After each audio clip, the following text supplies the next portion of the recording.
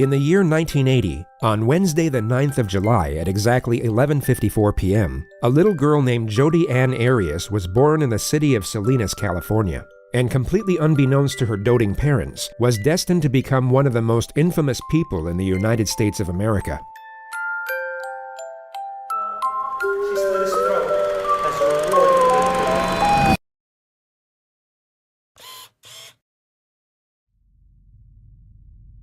From what we know about her behavioral sequences, and despite what her defense team would later want you to believe, there's virtually nothing in Jodi's childhood that can be linked as a contributing factor to what she would eventually be capable of. The only thing worth mentioning was that she dropped out of high school in the 11th grade to pursue a career in photography, but it went nowhere. In February of 2006, at 26 years of age, she began a new job as a salesperson for a network marketing company called Prepaid Legal, and it was through this occupation where she crossed paths with fellow sales representative Travis Alexander, a 28-year-old practicing Mormon from Arizona, who also worked part-time as a motivational speaker. When you get someone to the briefing, they say no, that counts. When you get someone fully exposed and they say no, that counts. Every time you get one of those, cross one off the list. By the time the 100th one's crossed off the list, you won't be able to spend the money. He was a very charismatic young man, which immediately caught Jodi's attention. They met at a business conference in September of 2006 and began a curious relationship from that point forward. To cut a long story short, Jodi was in love, and Travis was not. They broke up after just 5 months, but soon after the split, Jodi moved from her grandparents' home in Yreka, California, into an apartment just 2 blocks from Travis's house in Mesa, Arizona. She was at that moment labeled the crazy stalker ex by all of Travis's friends, and although Travis agreed, he would continue having sex with her out of pure convenience. She would show up unannounced on countless occasions, sometimes in the middle of the night, and Travis would let her in every time. It became somewhat of a routine, and a dysfunctional situation that neither were happy with. Travis, although he enjoyed the sex, essentially wanted her out of his life, while Jodi desperately wanted a serious relationship. And going off the myriad of entries in her diary, she firmly held on to the belief that they were meant to be together. In late May of 2008, however, she would ultimately have a change of heart. Travis had a work retreat planned to Cancun, Mexico for July 10th. It was all paid for by his employer and allowed him to take a friend with him. Jodi knew about this, and believed, or at the very least hoped, that she would be the one going. Yet in the last week of May, it became known that Travis was taking another woman instead, a Mormon girl by the name of Mimi Hall, someone that Travis had been romantically interested in for some time. When Jodi found out, it would be safe to assume that she was heartbroken. It would be even safer to assume that she was absolutely enraged, and the collective opinion is that a specific thought process began to emerge in her mind. One that forged a psychological justification for a certain decision.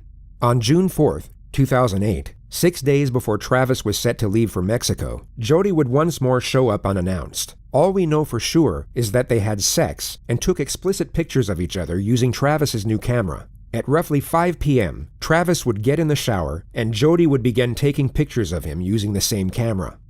Then, moments after this picture was taken, Jodi would stab Travis a total of 27 times. She would also cut his throat and shoot him in the face. During the onslaught, Travis's camera took 2 accidental photographs. The first was taken as Jodi dropped it during the onset of the attack. The second was taken as she kicked it by mistake while moving Travis's body. It showed Jodi's foot and a fatally wounded or deceased Travis. The amount of time that passed from the 2 photographs was 62 seconds. Jodi then spent an estimated 45 minutes cleaning down the crime scene to make sure none of her DNA was left behind. This included wiping down the victim's body with a cup of water and a cloth. She also deleted the pictures from Travis's camera before throwing it in the washing machine. She would then drive back out into the desert and leave Travis a voicemail for the purpose of placing herself away from the crime scene and giving herself an alibi. I know Leslie called you, so I already talked to her, so you can call her back if you want, but it's not necessary. My phone died, so I wasn't getting back to anybody. And what else? Oh, and I drove 100 miles in the wrong direction, over 100 miles, thank you very much. So yeah, remember New Mexico?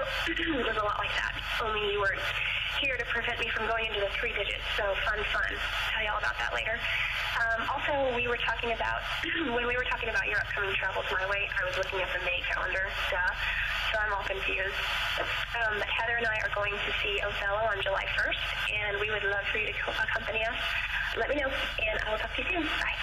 End of message. Jodi would then drive to another man's house in Utah by the name of Ryan Burns and stayed the night. He would later testify that nothing seemed off about Jodi's behavior, only that they kissed and engaged in sexual intercourse. Travis's body was discovered by Mimi and her friends 5 days later, the day before they were supposed to leave to Cancun together. How long were you there trying to get into the house?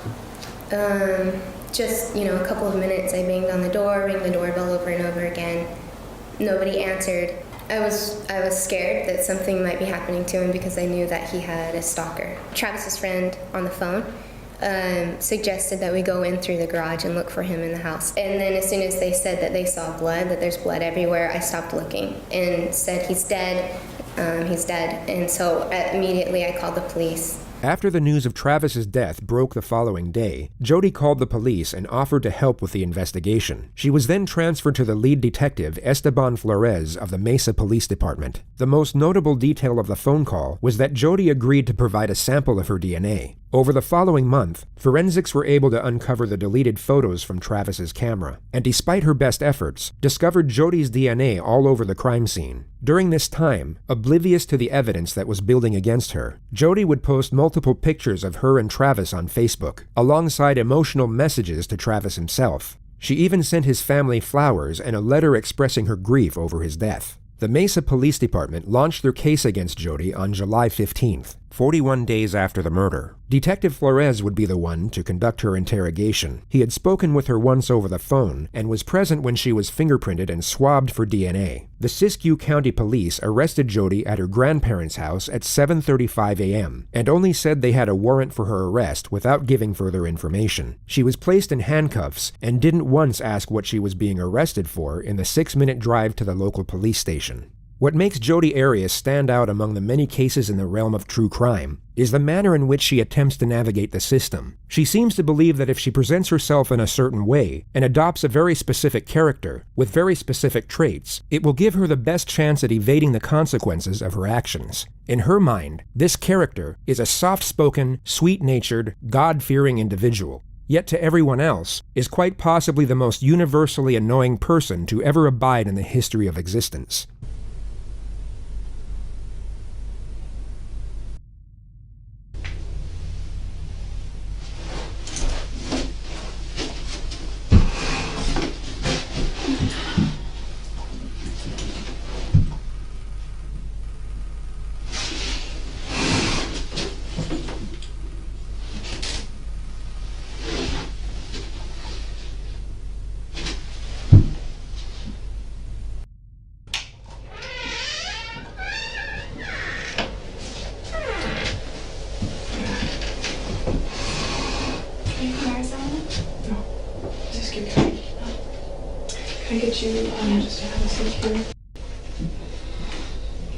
In the next moment, Jodi will hear Detective Flores approaching the room. She will then abruptly place her head on the table to make it appear as if she's sleeping.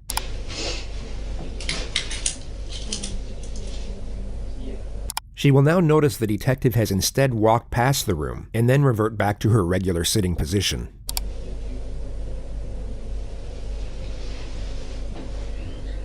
For whatever reason, Jodi wants to appear as if she's in a far calmer state than she actually is. She wants the detective to believe that she's relaxed enough to doze off, when she is in fact extremely alert and anticipating his arrival. She places her head back on the table to feign a placid state once more, and you'll notice her left shoulder hovers in what looks like a very uncomfortable position for just over a minute.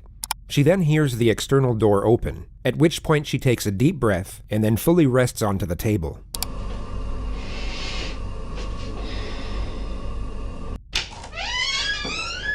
Okay, let me get those off you. So you remember me? Of course I do. I traveled all the way up here to come talk to you. Because, I've been working on Travis's case ever since it happened. Okay, and I know exactly when it happened, when he was killed. I know a lot of details, and just recently we found quite a bit of evidence, and I'll discuss that with you. The main thing that I'm looking for, though, is answers on why certain things happened, why they went so far, and also to get your statements. Okay.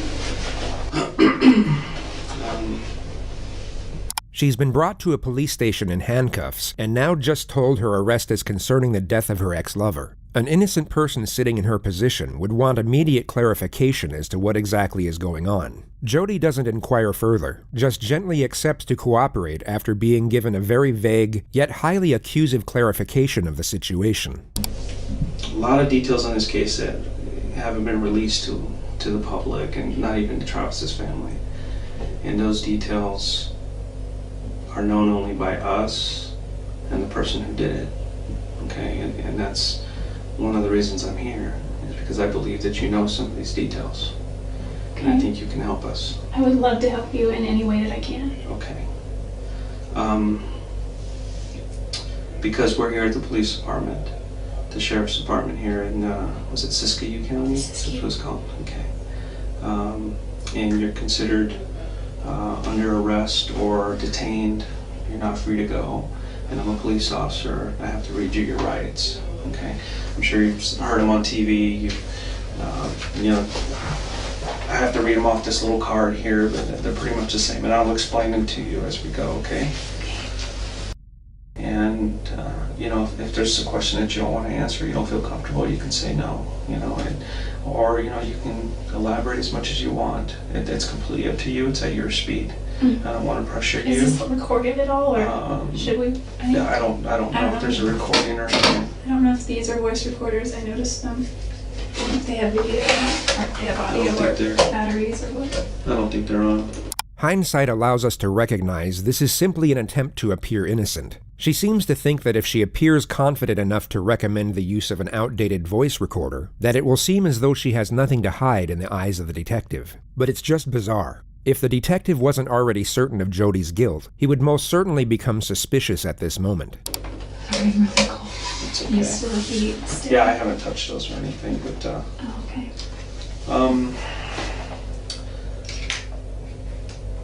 Jodi's mind would be racing here, yet she desperately wants her exterior self to appear calm. She's so focused on having this nonchalant disposition that she completely fails to realize her behavior doesn't match the situation whatsoever. She's in a state of hyperarousal while feigning a state of composure, and the end result just looks very strange. It gives reason for her unusual infatuation with a voice recorder, and also for her oncoming sitting position, which really can't be described, only compared to a sea lion peeking over a rock. and they're not on, so what I want to do is just get to the bottom of it. Everybody wants to know, okay? And you know, so I'm going to ask you some questions. You can voluntarily answer them if you want. Okay, is that cool? Yeah, that's Yes. fine.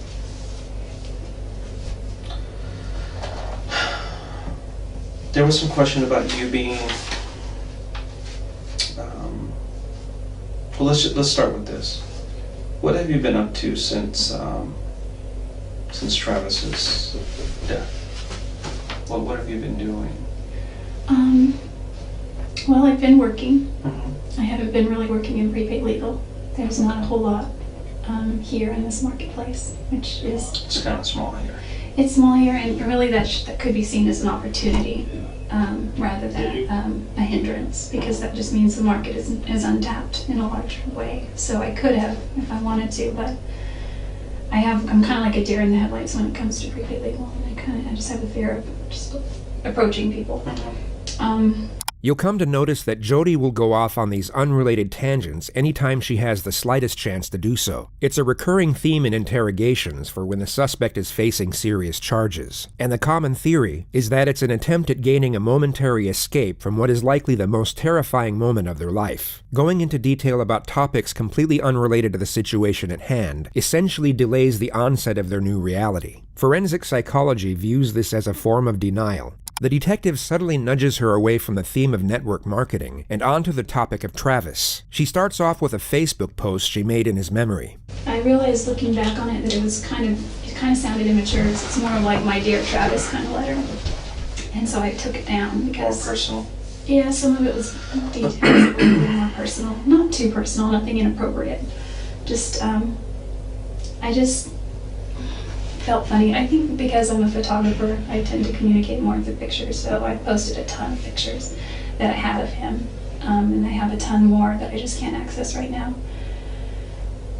And videos and things that I know his family would want, but, She then explains how it's hard to talk about Travis's death with the guy she's now dating. And we've been talking a lot, and we try not to talk about that because it's kind of like, ugh. And plus, Travis is my ex-boyfriend, but at the same time, he's my friend. So while I'm mourning my friend, how do you talk to your new potential, possible, maybe person that you might start dating about your friend, even though he was your ex-boyfriend? So it's kind of a gray area. The detective knows she'll happily trail off until the morning comes, so he cuts her off and locks her into the situation at hand. And I've talked to a lot of people, and everybody's pointing a finger at you. You know, everybody is saying, I don't understand what happened to Travis. I don't know who killed him. But you need to look at Jodi. And sometimes the simplest answers are the correct ones.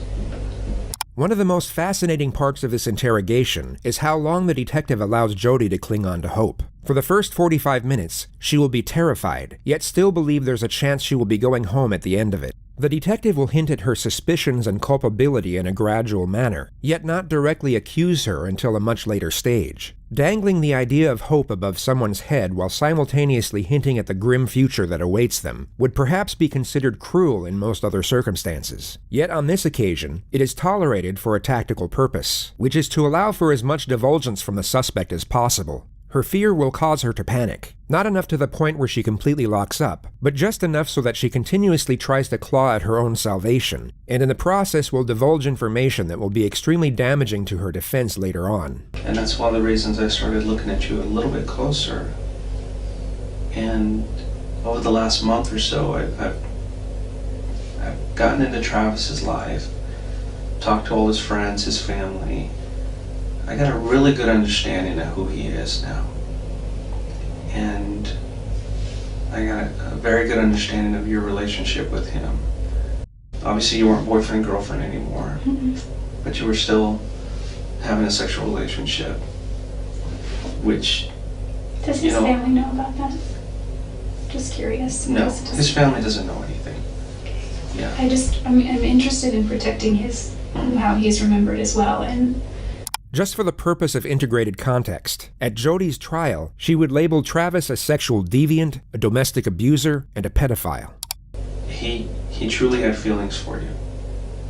And for some reason, he felt that the relationship between you and him was somewhat unhealthy, but he couldn't stop it.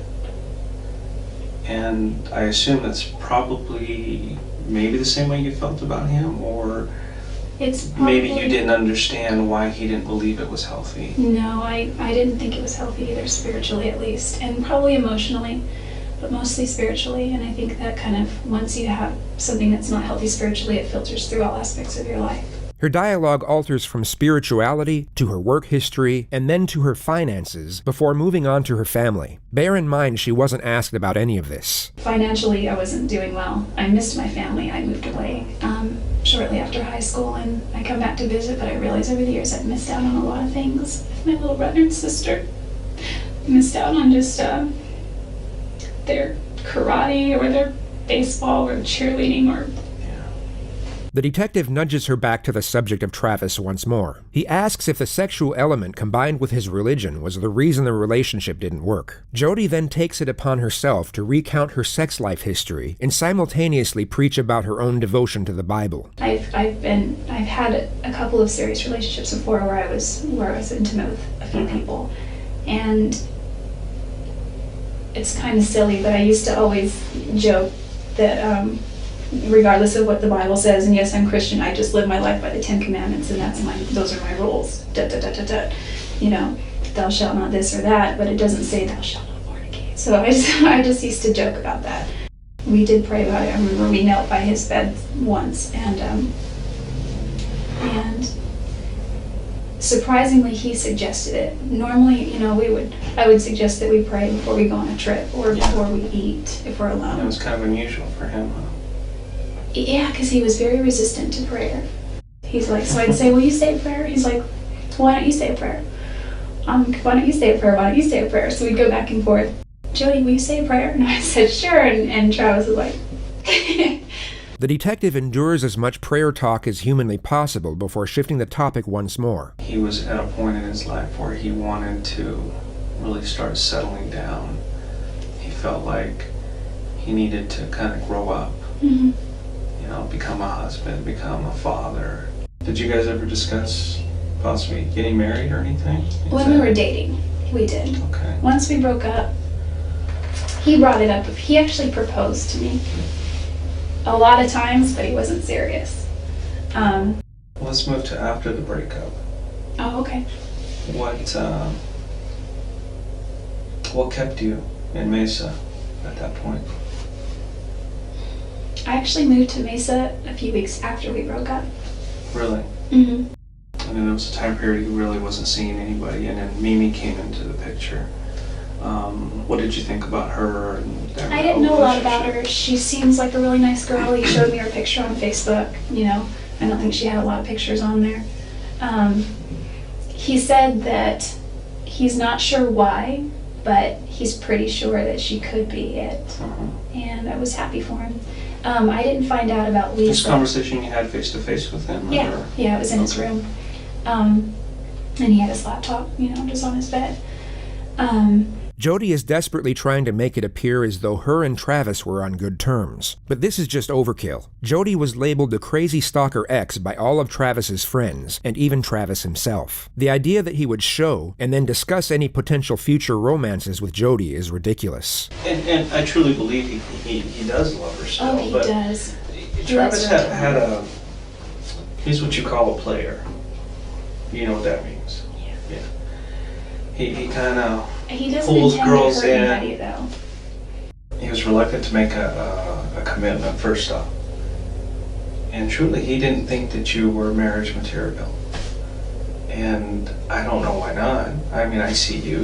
You're a wonderful girl. You're struggling. You're trying to make your way through life, and I don't see why you guys couldn't have made it. I think we have very different philosophies on a lot of ways. We would argue about the dumbest things, and there were so many times where I just couldn't wrap my mind around what he would. I could, but I would try to get him to do the same for me. There was a time when I broke down on the way to LA once, and my car got a flat tire, so I had at the time roadside assistance because my car was still under warranty. And they went to take the car in to change the tire and realized that when they sold me the car, they didn't give me the wheel lock key. And I was kind of hungry. It was dinner time. It was 7:38, and it was dark because it was January. And the tow truck guy said, there's a Denny's 2 blocks down here, and there's a Jack in the Box there, and he was driving me to the motel. I said, is there an IHOP around? Because I really like IHOP. He's like, yeah, but it's kind of 5 miles back in the other direction. I was like, okay. He's like, I can drive you there if you want. And I was like, he's this short Mexican guy, and he seemed really harmless, and I was like, okay. And he, and I asked him about his life, and he had a wife and kids, and so he wasn't flirting. The travels of Jodi and the sweet Mexican continues on for another 2 minutes. The detective then brings Jodi's attention to what he already believes was the trigger motive for the murder. So, moving over to his trip to Cancun that he was going to, when did you first find out about that he was going with Mimi? Oh, I found out about that at his memorial services on Monday. It was the Monday night memorial service. Okay. You didn't know he was taking Mimi? I didn't know that. I think that's awesome, actually. Right. Yeah. Well, unfortunately, Mimi had called him a week or two before, and I told him, look, if you want to take somebody else, it's fine, but I have something to tell you. I don't look at you that way. I don't look at you as a boyfriend. If you want to be friends, we can be friends. The detective essentially stated that Travis was friend-zoned by Mimi, but he still invited her instead of Jodi anyway. What kept you to him? I don't understand. Well, moving is expensive for one. So once I was there, I was kind of stuck there. But why do you continue to go back to him? You know what he wants, you know that it's not healthy, but yet you continue to go back. And it brings us to this point where we are now.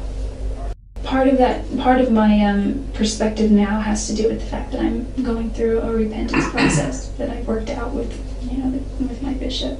And he's given me, certain scriptures to read and ponder and pray about. And Preacher Jodi emerges for another 2 minutes, going into detail about scriptures and baptisms. The detective then interjects and starts getting more confrontational with the facts about Jodi's behavior towards Travis. And obviously you guys kept this relationship hidden from everybody else, and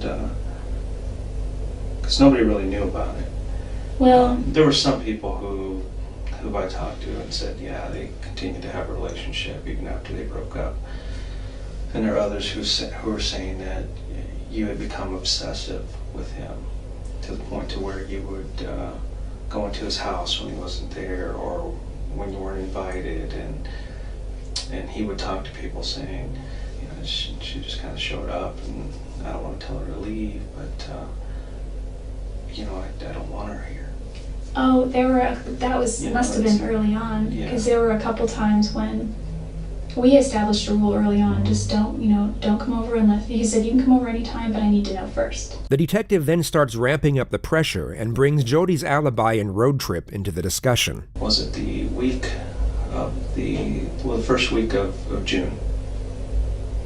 You took a trip to Salt Lake City. Which route did you take from there? I was supposed to get on the 15 and go all the way up. And I somehow got off the 15. Where did you end up? For a while I was lost, and I'm not above sleeping in the car, so I slept for a while. Okay. I'm a heavy sleeper and I sleep a lot, so. But you were on the 15 for a while, and you ended up getting off the 15 somewhere. Yeah, I looked at a map, but I'm pretty sure I know where I went. Can I draw you a map? Sure. So this trip took you a little over 48 hours then. I have a problem with this trip. Well, I Okay. went first too. Yeah, I know. Okay. I know you went down here. I've gone over this trip over and over in my mind and on paper. And even if there's still 20 some odd hours, even if you pulled over to sleep a couple of times. Oh, did I tell you that I got stranded? Yeah, Okay. you mentioned that. If you slept for 10 hours I only slept for about here 8 and hours. here, it would still leave 18 some odd hours for something else. Okay. This is what people are focusing on, is this trip that you took. Because they're saying she left, she didn't get to till Thursday. Wednesday? That's when Travis was killed.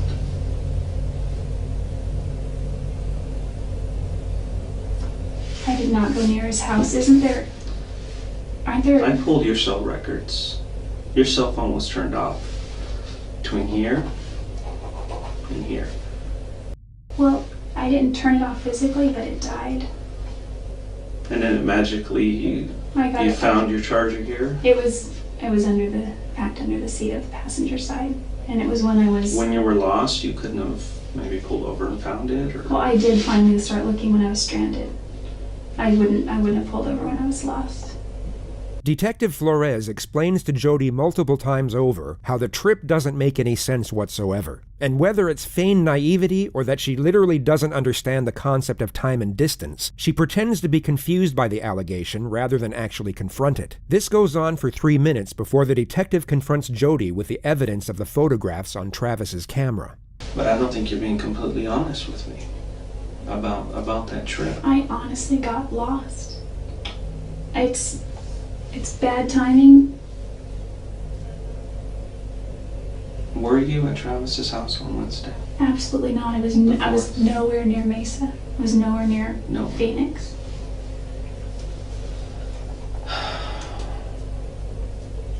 I wasn't even close to him. What if I could show you proof you were there? Will that change your mind? I wasn't there. You can be honest with me, Jodi. I was not at Travis's house. Was not. You were at Travis's house. You guys had a sexual encounter, which there's pictures. And I know you know there's pictures because I have them. I will show them to you. Okay? So, what I'm asking you is for you to be honest with me. I know you were there. Are you sure those pictures aren't from another time? Positive. Remember I told you about the camera? Mm-hmm. The card's intact. Remember I told you that card was destroyed? I didn't want to tell you the truth. And I have pictures of you in Travis's bedroom with Travis, pictures of him, and it's obvious you guys are having sex, taking photos of each other, and they're dated and time-stamped on the day he died. Are you sure it's me? I mean, that because I was Jodi, not there. It's you. And you know it's you. I know all the details of this case. The only thing I don't know is why. Why did you choose to go visit Travis that day? And why did you do what you did? I would never Why, hurt Jodi? Travis. You did. You hurt him. That's why we're here. That's why I flew up here. Because I needed to talk to you about this. I can just arrest you and throw you in jail, but I want to know why. Why did you do this to him? I wouldn't hurt Travis. He's done so much for me. I know you took pictures of him in the shower just before he died. I don't think he would allow that. Mm-hmm. And the camera actually took a couple of photos by accident during the time that he was being killed. Really? Yeah, Jodi, really. You were there. Quit playing this game. It's time for you to just come out and I didn't tell me. know. I did not hurt Travis. I did not hurt Travis.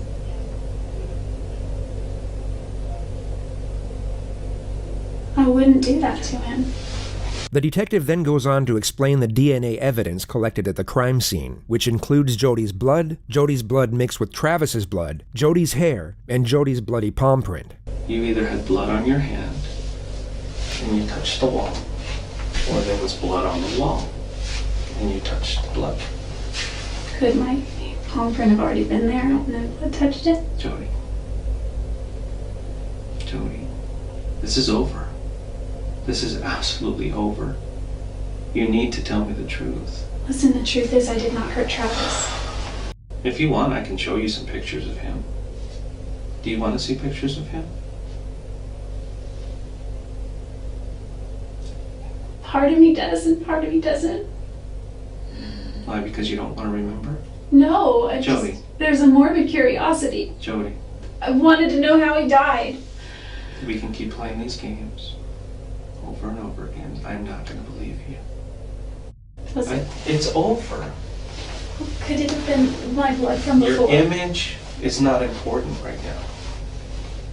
Saving the rest of your life is. Listen, if I'm found guilty, I don't have a life. I'm not guilty. I didn't hurt Travis. If I hurt Travis, if I killed Travis, I would beg for the death penalty.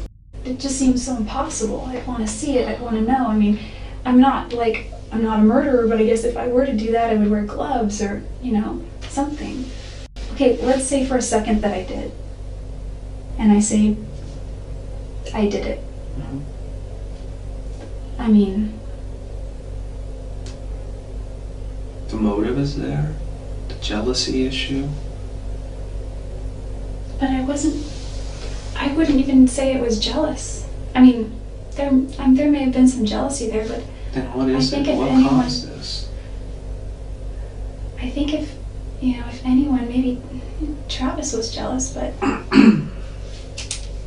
That's not what everybody else says. I can prove you were there. I can prove it. But what I don't have is I don't have answers on why it happened. Or, maybe something just got out of hand. Maybe things got out of hand. did you find the gun? Maybe that would... Jodi, we're just playing games here. I'm gonna take a little break, but I need you to think about what you're doing here. Because the best thing for you to do is to tell me the truth. It's so important that you tell me why this occurred, what was going through your mind, and what caused you to do this.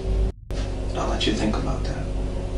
Okay? Yeah, I'm gonna go look for some pictures, and I'll bring them over, and we'll continue this discussion. Okay? Let me go find them. I'll be right back. Tips, I'm not a murderer.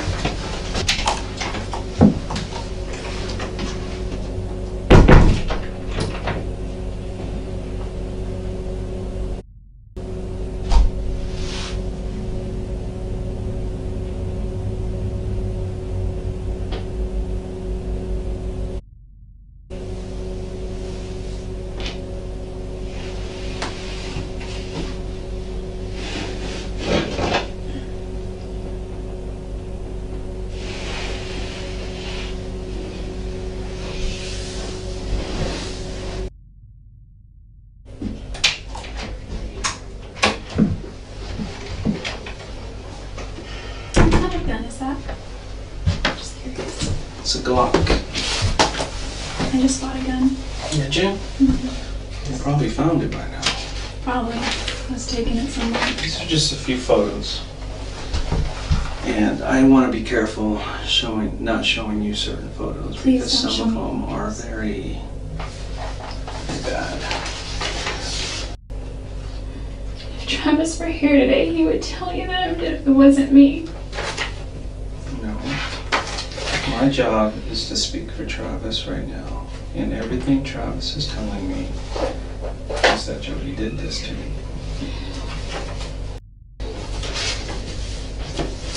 Look at that one. Remember him? Is he naked? In the shower? Yep. Jodi is then shown one of the pictures that was taken by accident while she was in the process of murdering Travis. It's your foot, Jodi. Those are your pants. No, it's off color because we had to enhance it and the color kind of changes a little bit. That's Travis. This is his bathroom. That is not my foot. Couldn't even recognize Travis, he'd been there so long. Do you have any recent cuts that are healing? Well, my cat scratches me. Little things. These are all her work. You can see. This is her. That's her. I've got scars. She's a feral cat. All these little things are her. Well, enough about your cat, but there's no doubt in my mind that you were there. There's no doubt in my mind that you did this. None. So you can go until you're blue in the face and tell me you weren't there and you had nothing to do with it. I won't believe you. I want to know why. It's killing me inside. I don't know why. Like, there's no reason for it. There's no reason why. There's no reason I would ever want to hurt him. And I have a solid case against you. And I can present it to the judge. As cold as it is now. I don't know why she did it. Or I can present it to the judge with your explanation. If I'm found That's not guilty, true. what happens? You'll have to pay the price. Well, what's the price? I don't know.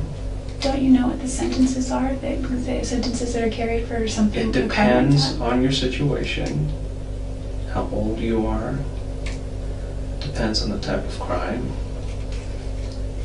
It depends on whether you show remorse or not. And part of that remorse is at least coming clean. When somebody doesn't come clean,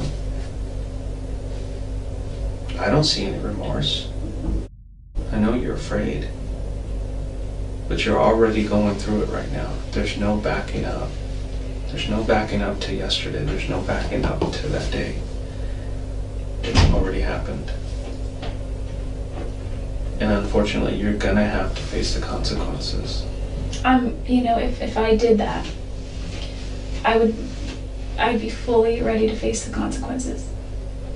I'm not really for things like, I'm all for the 10 Commandments, thou shalt not kill. Okay? I just can't. I didn't kill Travis. I just didn't. I did not take his life.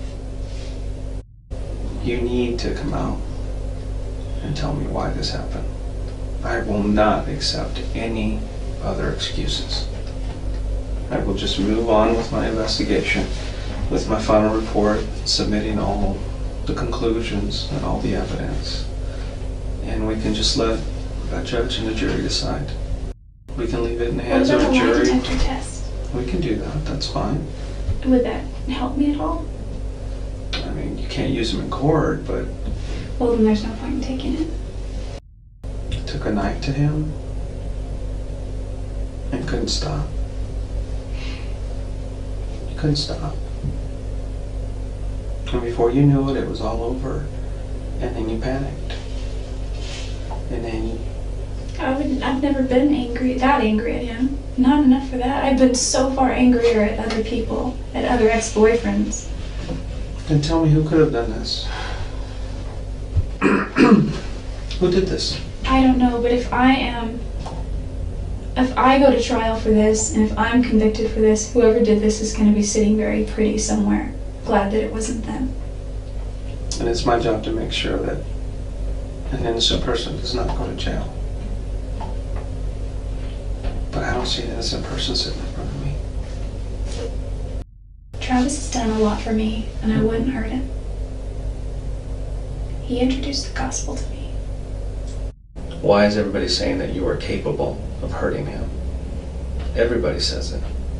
I don't know why anyone. So don't thinks tell I'm me that capable. you're not capable. I don't even hurt spiders. Oh, I kicked a dog once. I was a freshman in high school, and I love animals. And we had this dog, his name was Doggy Boy, and my parents, until this dog that they have now, have never been able to, and I don't mean just them, we as a family have never been able to care for a dog properly as far as give it attention and take it for walks and be consistent. To save you the oncoming ramble about Doggy Boy the dog, she lightly tapped him with her foot for tearing open the trash, and she's felt so bad ever since that it changed her entire worldview on the animal kingdom. She now apologizes to the dog, through the detective, who's conducting her interrogation for first-degree murder. And I need to apologize for that to him. I know it sounds weird, my relationship with animals, it's kind of like they're like people too, they have souls. What you need to do is you need to apologize to Travis. But you just refuse. Listen. I can't help you anymore if you're not gonna help yourself. You asked I me really prior. can't. I can't, Jodi. It's fascinating to observe how fast she can switch from one emotion to the next once she realizes a particular strategy hasn't worked. The attempt at elevating her character by expressing how much she cares for spiders and pets hasn't seemed to have any effect on the detective, so she then switches her disposition from sorrowful to analytical, as she once more tries to manipulate his perception of her. If I did anything that had anything to do with his death in any way, It's not if to me. I wouldn't. It's not if. It's not if at all. Well, to me it is. I would be more than remorseful. Is it maybe something you're blocking out of your head? I don't think so. I mean, I tend to write everything down. I just finished the book, The Road Less Traveled, and he said, the true definition of sanity is dedication to reality at all costs. Well, this is definitely reality. We are sitting here inside of an office, the sheriff's department, then you are facing first-degree murder charges. What is the And you difference? are going to be booked into jail, and eventually you will be brought back to Arizona, and you will stand trial. That's the reality. And once you realize that, I think you'll be better for it. I've had worse issues with other people. They're all still alive. I'm still friends with my ex-boyfriends. They're all still alive. You know, I've been doing this a long time, and there's one thing that I can never get out of my head, ever since the first day I talked to you, is there's an old saying that, you know, someone's just not acting right. Look into it. You have not acted right from day one. You're just not acting right, Jodi. You're acting like somebody who's guilty. How so?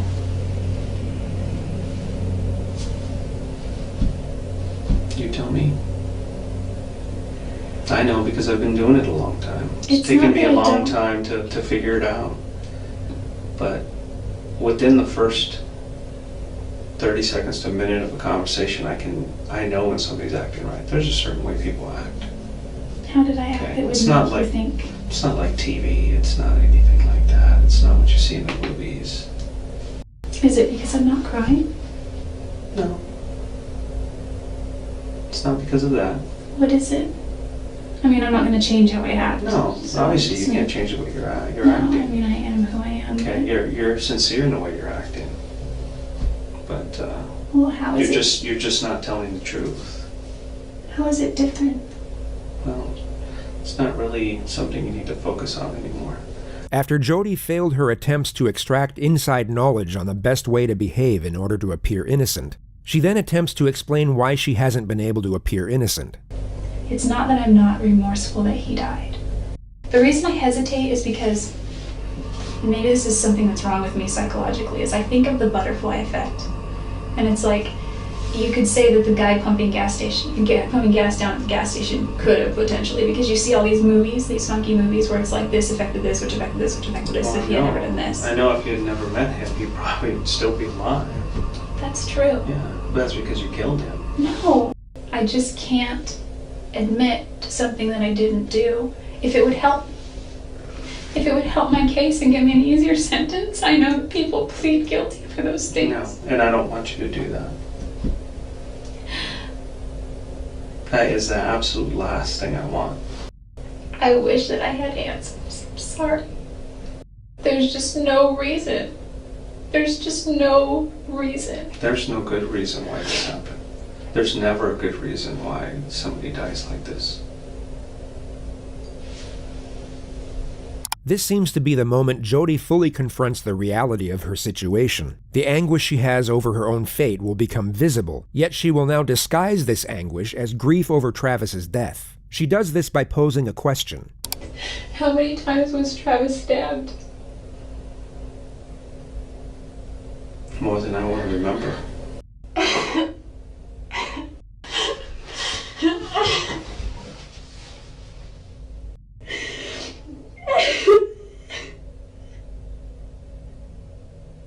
I think you're feeling the reality in the moment now. Travis's family is gonna miss out on with Travis. There's just no reason I would ever want to hurt him. All I know is that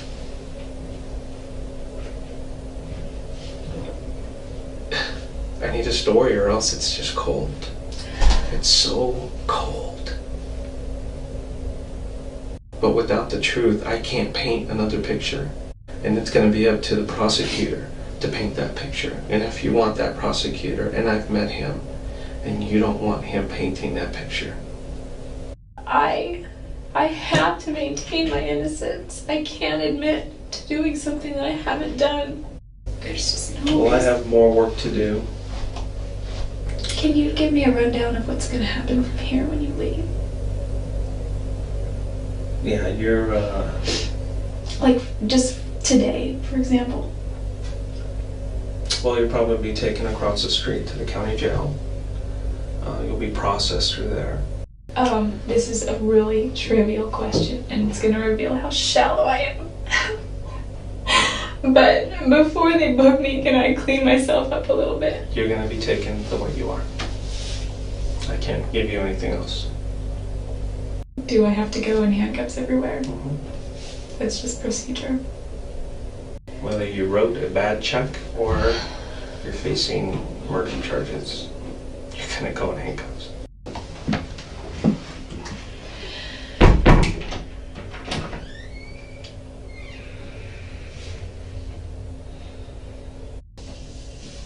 Should have at least done your makeup, Jodi. Gosh. I didn't hear you breathe. I wonder how am I still here? And I can't breathe. I didn't hear you breathe.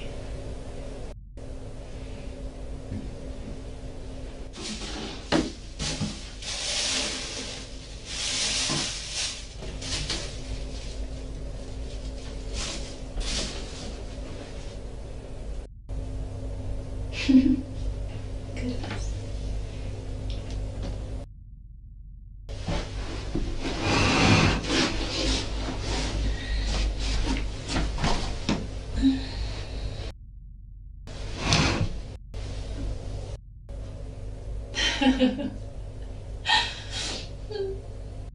He knows our need.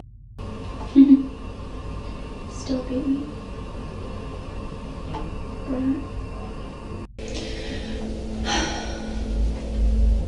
Jodi was then taken to the county jail and charged with the murder of Travis Alexander. She stayed there overnight, and it would be a total of 16 hours before she was taken back to the Siskiyou County Sheriff's Office. Her second interrogation commenced at approximately 9:30 a.m.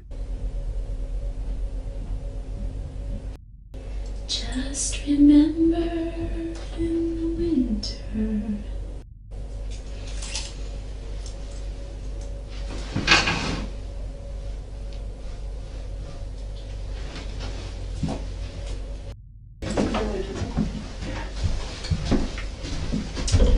Alright.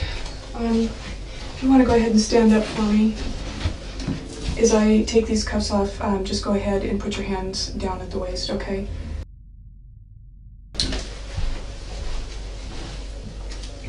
The game plan for this second interrogation will be a lot more strategic. Investigators will have studied the footage the day prior and will now have a greater understanding of Jodi's personality. The initial tactic is for Detective Blaney to criticize and berate the suspect's character while simultaneously reinforcing fear and apprehension. She makes it very clear from the offset that the suspect's fabricated naivety and sickly sweet persona will not work on this occasion, and Jodi's self-esteem will be broken down in a manner that would typically be considered bullying or abuse under different circumstances. This is done so that when Detective Flores returns, it will be a welcome relief, and an immediate rapport will then be attained, which in turn will make the suspect far more likely to cooperate. It's a derivative of good cop, bad cop, and the two investigators execute this technique in a near-perfect manner. Detective Blaney's time with the suspect is essentially a non-stop psychological onslaught, which is sometimes executed in a passive manner, while other times in a far more direct manner. During the latter stages of the bad cop procedure, Jodi will be asked if she would prefer to speak with Detective Flores instead. This question is posed a total of 5 times, and only on the 5th time will Jodi finally give in and admit that she would. This will give her the impression that when Detective Flores finally returns, it was all her doing, rather than a calculated and prearranged strategy. Okay. The voice recorder isn't actually for the purpose of recording the conversation. It is a prop to reinforce the perception of Detective Blaney being the enemy, and not to be trusted. You'll notice that when Detective Flores returns, this device will be switched off, therefore reinforcing the idea that he is the friend who can be trusted. Today's date is July 16th, and my name is Detective Rachel Blaney, and I'm here with Jodi Arias. Is that how you say your last name? Arias. Okay, I'm sorry. This is just formality, and this is, if I have to, write up a report of what we talked about, at least I know word for word, what you said, and there's no mistakes. Mm-hmm. Okay. The reason that I wanted to talk with you this morning, there's a couple of reasons actually. let me say this. It's obvious to me that, you're not our typical suspect. You come from a good home, a good family. Your parents obviously care about you. That was evident, when they talked to him yesterday. And you're a bright girl. Probably more intelligent than you were letting on yesterday. And there's no question in my mind or any of the other investigators' mind that you were the person that took Travis's life. But what I need to know, or what I'd like to know, and give you the opportunity to do, is determine whether, you're a cold-blooded, cold-hearted murderer who slaughtered this guy, or are you somebody that got caught up in circumstances and things got out of control? When this hits the news, and it'll go to the media, do you want to be portrayed as that cold-blooded, cold-hearted murderer? Because the media loves that. I'm trying to help you out. I'm trying to give you a chance to make things right. Show the families that you do have some remorse. But when you continue to deny when it's obvious that that's not the case, you appear to be the cold-blooded killer. And things are going to start moving real fast here for you. This is kind of a pause, before things, start getting heavy. This is your opportunity to help yourself out. We don't need you to tell us anything. I'm doing this for you. It's a matter of, do you want to take control of your situation and paint the picture of who you are? Because you're the only one that knows that. The professional ruthlessness of this investigator is quite astonishing. The demeaning and sarcastic tone she manages to superimpose over straight facts is gripping to witness. Was it a matter of, like I said, this guy, Travis, building some sort of, what you thought was some sort of relationship? Were you hoping for marriage? Is this something that you were hoping for? Was he leading you down that path? Did he take advantage of you? Were there promises made that were broken? Did he betray your trust in some way? I don't know. Only you know that. This is not going to go away anytime soon for you, Jodi. You're a young woman, just starting your life. You had a lot going for you.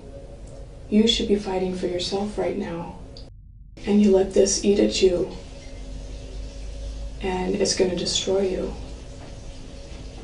or change you in a way that you wouldn't want. Jodi manages to veer off on trivial aspects of her and Travis's relationship that paint her in a positive light. Officer Blaney makes it very clear that she has far less patience than Officer Flores. With what appears to be a very sympathetic tone, she will snap the suspect's focus back to the element of the murder. As much as I love Travis, I just have always, there's something inside that says he's not the guy you're going to marry. So then what was it? What was it that led up to all of this? I mean, there's got to be something. So I honestly don't believe that, that you're cold-hearted and you would just go and just, kill somebody on a whim. That doesn't fit your profile. So what was it that led up to that? You tell me. You tell them. You tell, Travis's family. I'm just trying to fill in the holes there, and just kind of guessing about the emotions. What was it that would make you, so angry or upset? Once Jodi is forcefully brought back to reality, she all of a sudden has nothing to say. The passive yet disparaging tone of the detective must be a very hard thing for an individual to have to sit there and take, especially someone who has used their fabricated sweet nature to their advantage most of their life in order to avoid these types of situations. And if you're smart, you'll realize that, you know, you're not going to get a whole lot of other chances to do this, probably none. Once the wheels start turning, they move real fast. And you will be out of control then. You know, I'm a spiritual person myself, and I don't think that I would want that, you know, inside of me. I wouldn't want all of the ugliness of the lies inside of me.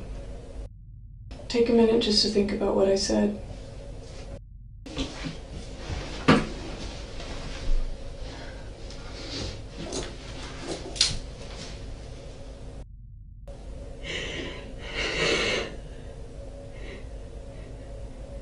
Jodi is clearly exhausted and terrified. She, at this moment, was being observed by both Detective Blaney and Detective Flores in another room, and they even contemplated having Detective Flores enter at this moment. They ultimately decided against it, however, and Detective Blaney re-enters the room to maximize this state of dejection. The pressure will now be increased to a considerable degree. Maybe I did have a wrong picture of you. You know, all of this time that you and I have been talking, and I got information from your other interview, you are talking about insignificant things at this point. You're talking about money, you're talking about material things, you're talking about everything but... I'm just talking about things that affect the people I care about. You're talking about everything but how bad you feel about Travis. You only respond to my questions. If I murdered Travis, I would be very remorseful. I think that I've gotten the wrong picture of you. I think that, you know, maybe I was wrong. Maybe you are that cold-blooded person that they're trying to portray. And, you know, I'm just really confused. At this point, you know, maybe you're right. Maybe there isn't anything that you can do to help yourself. You know, maybe I was wrong. Maybe you're not as intelligent as I thought you were. Maybe I was wrong. I don't know what else to do for you here, Jodi. I'm kind of at the end of my rope. You're not going to get a whole lot of people that are trying to help you out along the way beyond this point. And what I'm hearing is somebody who doesn't give a rip about what happened. I'm hearing somebody that's worried about money, your appearance, everything about you. I don't hear anything about Travis unless you're specifically asked. How do you think that looks? Listen, I don't care so much. No, you listen. You are not grasping the reality here, Jodi. You are acting like the person that I portrayed, the ugly, cold-blooded murderer. Every time Jodi breaks down, the detective immediately focuses on Travis's family. She makes it abundantly clear that she has absolutely no sympathy for the suspect despite her best efforts. I know Travis's family is struggling with why, and that would be the one thing that would give them closure. They may never like you, but I think that they would be appreciative of why their son's life was taken. I know if it was my child, that's what I would want. And I know that you're not a mother, but all women have those mothering instincts within them. And I think that you can understand that, what I'm saying. Was I off base, Jodi?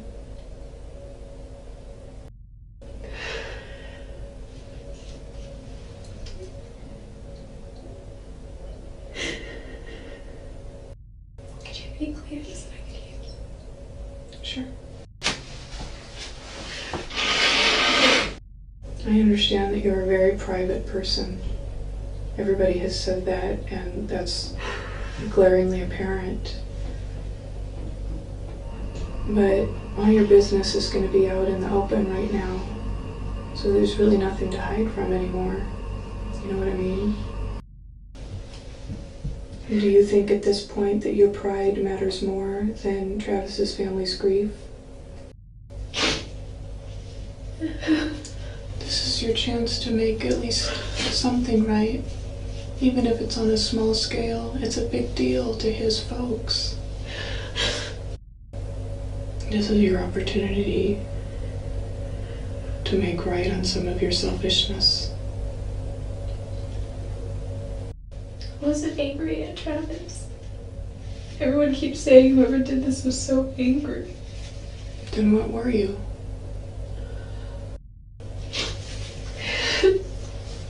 Were you jealous?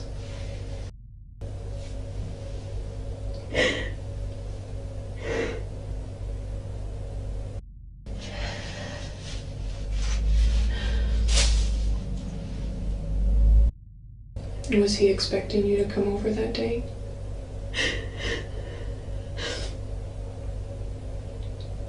He wanted me to. I told him I wasn't going to. So was it a surprise that you actually showed up? Jodi prepares to set off on another tangent about photography, but gets shut down right away. The detective doesn't allow her thoughts to keep wandering off on something unrelated as a means for attaining a brief distraction from reality. I got pictures of him once shaving, and then he was already weird about that. Well, Jodi, when you say things like that, it's obvious to me that you don't want to do the right thing for the family. You don't want to unburden yourself. You don't want to give them closure. And you're jerking my chain. And I don't appreciate my chain being jerked. I'm tired of playing games. I'm tired of skirting around it. I thought that it would be easier for you to talk to a woman, to say what you need to say to a woman. Sometimes it is. But unless you're willing to give me something, then I can't do anything for you. After today, things are going to go so fast for you. You're going to be totally out of control of the situation. The wheels of justice will start turning. I understand that you're afraid and that you're horrified about that person within you that could do something like that. But it happened, and it's a done deal, and you did. At least you can do is tell the family how it happened so they can understand why. I mean, do you think you're going to get this opportunity again? To sit down and just have a free-form discussion? There's not going to be any situation or place that's going to make it any easier for you. This is as good as it gets for you right now. Would you rather talk to him? If you do, that's fine, and I'm sure that he'd be willing to talk with you again. Or would you rather continue talking with me? It's up to you. I don't really have a preference, I guess. I don't know what it is that's going on inside your head right now. I don't know whether you're weighing the odds, trying to figure out how you can save your own skin here. Don't you think that it's going to make just a little bit of difference inside yourself as far as that closure goes, if you know that the family at least has something? And if you're not going to do that today with me right now, I'm just going to send you back across the street. Because we've been in here for a while. And I don't have, the entire day. I guess my patience are running a little thin. And if you think you're feeling grief over this whole incident, think about how they feel. For once, think about somebody else. And if you want to talk to Detective Flores as opposed to me, you can do that. Like I said, I thought it would be easier for you to talk to a woman. I kind of do want to talk to him because he has been in contact with Travis's family a lot. Okay. I don't know if that would make any difference, but I know that he already talks to them on a regular basis. Yeah, and I'm sure that, he has somewhat of a relationship with them. So I'll go see if he's... Yeah, I'm not trying to stall or anything, but I've got to go to the bathroom again. Can we go? Yeah. Hey. Well, Rachel called me and told me that you wanted to talk to me. Are you doing okay? It doesn't matter how I'm doing. It does to me. Thank you, but it doesn't matter. What matters is how his family is doing. I told you yesterday I've been doing this for a long time, and you're absolutely right. the person's family who was hurt, they're obviously hurting. But there's a second family that hurts as well. And in this case, it's your family. The objective of good cop, bad cop seems to have worked. A higher level of trust and rapport seems to now be established. Jodi pours out her emotion as the detective offers a sympathetic and understanding tone. But then something very interesting happens. Once she composes herself, she for some reason requests to see the photos of Travis. Not before, but after he was murdered. Many could think she is attempting to gain some sort of depraved satisfaction from seeing them. Yet going off how the rest of this interrogation plays out, it's more likely that she is trying to gather information, or at least confirm something in the photographs, before she amends her new narrative. This is more of a selfish reason. I think it might give me some sense of closure. I know it's kind of morbid. I don't even think I really deserve closure. What is it you want to know about the photos? Do you want to see the room? Do you want to see the bathroom, or do you want to see him, or is it the photos before it happened that you want to see? I think the photos of after everything.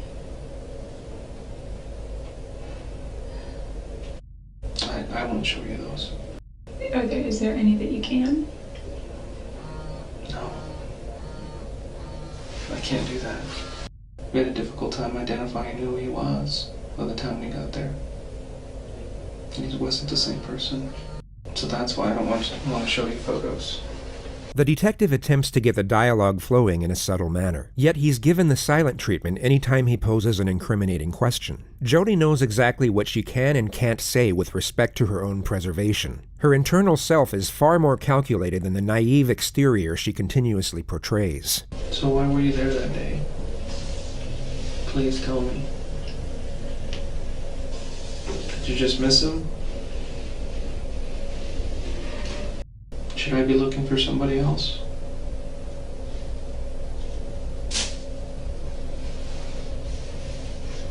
Was there anybody else with you besides you and Travis? Are you protecting somebody else? The detective allows for extended periods of silence. Only Jodi will know for sure what she was thinking, yet one could safely assume she is desperately constructing her new narrative during these moments. Trying to just figure it out. Just trying to think.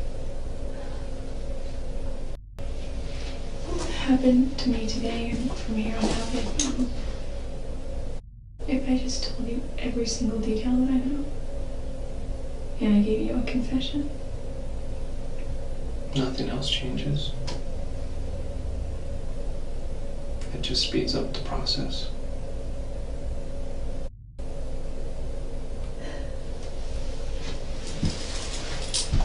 It's all really blurry. It really is blurry.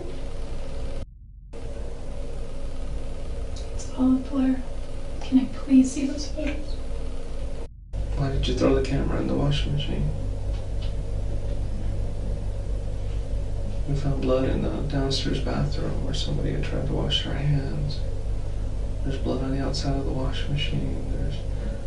There's little things that give us clues to what you were doing afterward. Everybody says he just leaves his doors open when he's home. Trusts everybody. Have you ever seen the movie The Secret? I don't think so. This was the cue for Jodi's next series of insufferable rambles. The detective valiantly endures this for the next 31 minutes to lower her guard. I used to go to sleep at night and I would hear gunshots. We weren't in a bad neighborhood, but our neighborhood neighbored another neighborhood that wasn't that great, and gunshots scary. And because Salinas is agricultural and there were a lot of fields, and I used to think that there were hunters in the fields with their dogs. They were swinging by and pick up Amy, my roommate. And I wasn't there, I don't think. I was at work or something. I've never been endowed. I've never been through the temple, but from what I understand, I think that's such a sacred place. And meditating there and being there will help to give you further insight about where. There were 3 fears. One was handguns, which is one of the reasons I got a gun. There was a CHP here in town that said he would take me out and go target practicing. And I went to the sporting goods store several times to see what he had, and they were all in the $500 or $600 range for the kind that I wanted. So they were too expensive, but then there was this one, it was cheap. Jodi's dialogue eventually winds up on the subject of Travis and how Travis was private about the shower. The detective seizes the moment to catch Jodi off guard. He subtly poses a highly incriminating question in a jokingly manner. He was very private about the shower, Is that why you were taking pictures of him in the shower? No, no. She doesn't deny she was there, only that she wasn't taking the pictures for that particular reason. She doesn't refute what is essentially an accusation, only a part of the context within it. This seems to be the moment where Jodi realizes the holes in her story are beyond repair. She has to admit she was at least at the scene of the crime, and will now start to scramble her thoughts to garner the most self-preserving storyline. Trying to get back at him. No,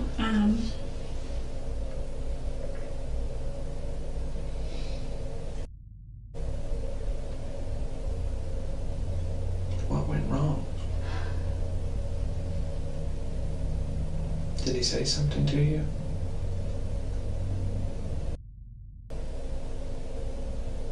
What did you do?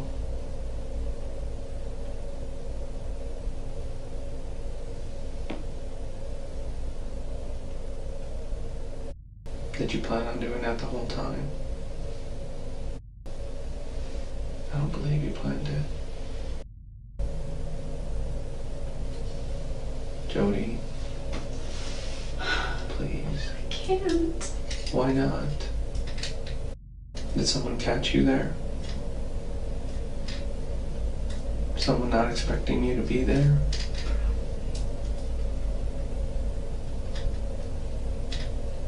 They would have seen my car.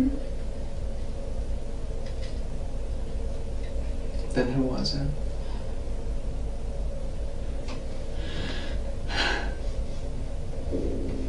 I don't know. Listen, I can tell you. I can tell you everything that I know or that I remember. Okay. What do you remember? Is there any way I can see those pictures? No, not right now. Can I see them soon? I will. You need to start letting me know what happened. Okay. You're telling me that some other people were there. He was kneeling down in the shower. I don't remember him. If this is his shower and the sink is over here, I was right here taking pictures. And I don't really know what happened after that. Exactly. Except I think he was shot. Where were you? If this is his shower, I'm just sitting here. I was if this is his shower, I'm sitting here. I was right here on my knees, and his bathtub is right here, and I was taking him here, and I was just going through the pictures, and I heard this loud ring.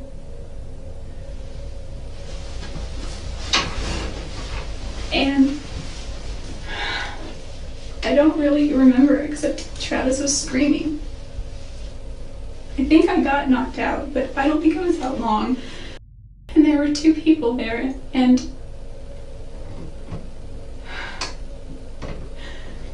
What'd you say?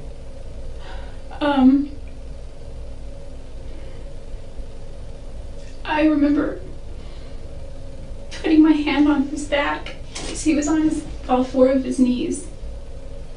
He was on his knees like this, doing something like this or something I don't know. And I was like, are you okay? What's going on? What's going on? He's like, go get help, go get help. And I said, okay. And I turned around, there were two people there. One was a guy and one was a girl. I couldn't tell that at first, but I could just see one was a girl, and I assumed the other was a guy because their build, and then their voices. Travis was screaming the whole time. He wasn't screaming like a girl, he was just like he was in pain, like he was shocked, you know. What happened, Jodi? What did you see? I took it out like a little bitch. I ran.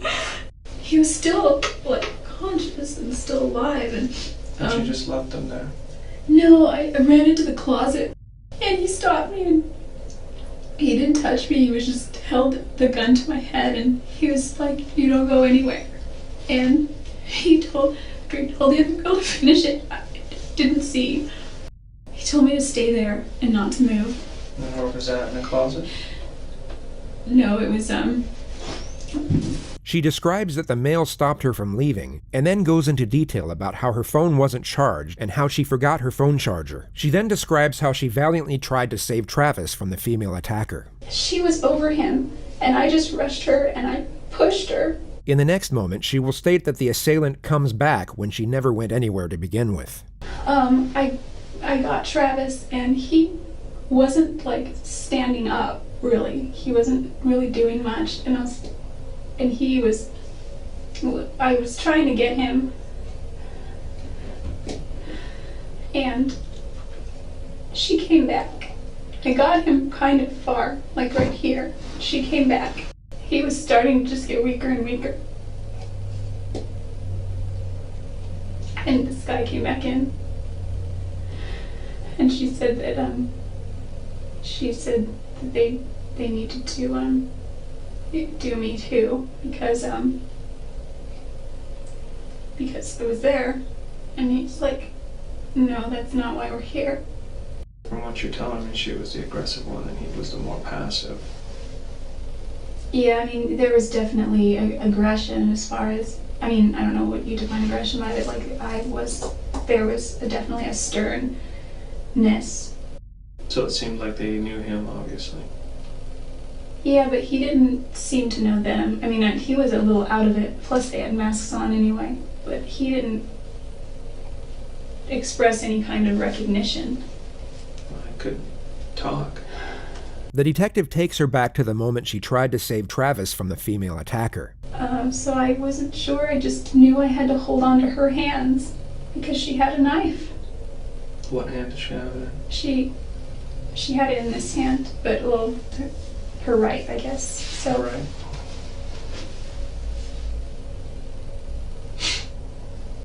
I just said, come on, come on. You know, he was naked, but I didn't care. Just come on. And he's like, I can't. I said, come on. He's like, I can't feel my legs. Jodi had obviously seen a lot of bad movies. Bear in mind, this conversation she had with Travis was supposedly happening as she was simultaneously fighting off a knife-wielding attacker. She glosses over the struggle, and she somehow ends up outside the bathroom. The two assailants are now inside the bathroom, arguing with each other about Jodi's fate. She hasn't stated whether Travis is alive or dead at this point. It wasn't like super yelling, it was kind of like hushed but intense. Like, you need to da-da-da, shut up, it's not over here. Things like that. The male assailant then takes Jodi's registration out of her wallet and looks at her address. He said, if you ever say anything about this, he said they'll do to my family the same way and me. And I didn't care so much about me at that point.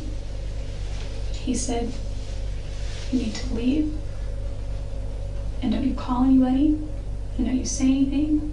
He's all, I'm giving you one chance. And she said she's gonna rat us off, she's gonna say something, and he was like, shut up. He was like, you get one chance. Jodi then leaves in her car. She of course doesn't mention the fact that she then left Travis a voicemail to give herself an alibi for not being there. I was really scared. I was really freaked out of my mind.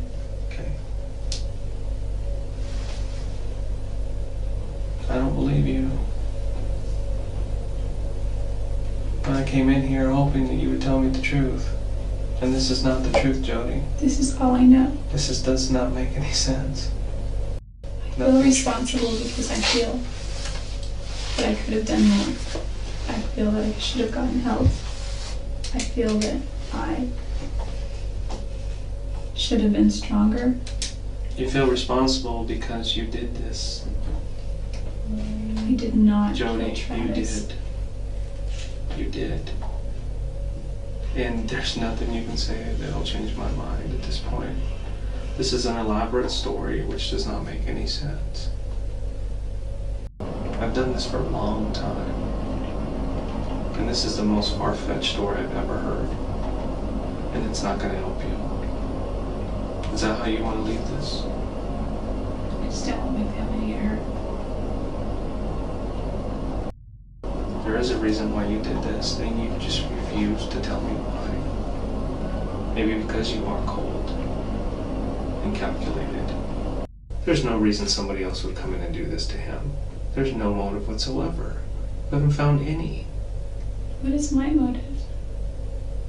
Jealousy, anger, fear, if you're being alone, angry at him for not keeping you in his life. I don't know. That's why I'm trying to figure it out. There are so many motives with you.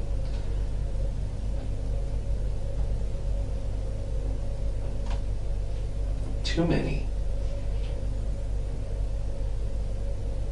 Jodi continues to give random details about the fictional assailants for a further 8 minutes without being asked. The detective then ends the interrogation. One was male, one was female. They were taller than me. Not by a whole lot.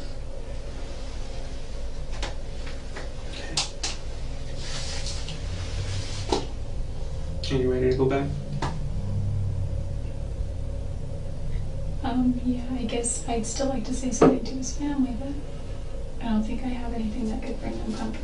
Okay. Maybe I could write them a letter.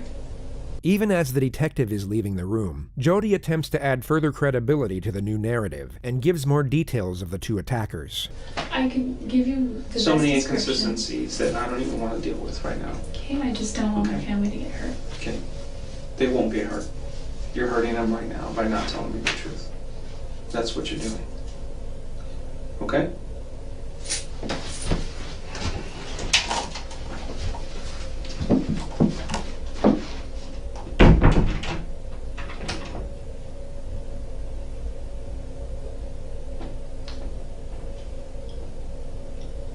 Detective Blaney comes back with a pen and paper 3 minutes later. She was curious to see what Jodi would write to Travis's family. It ended up being a self-serving and whimsical paragraph about how sorry she was that she couldn't save Travis. The family were never given the letter.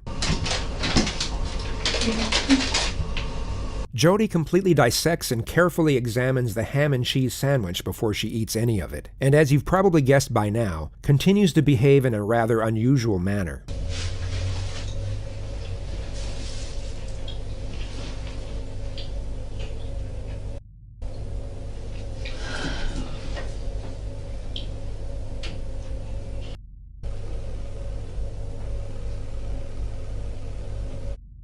Stand up for me. Okay.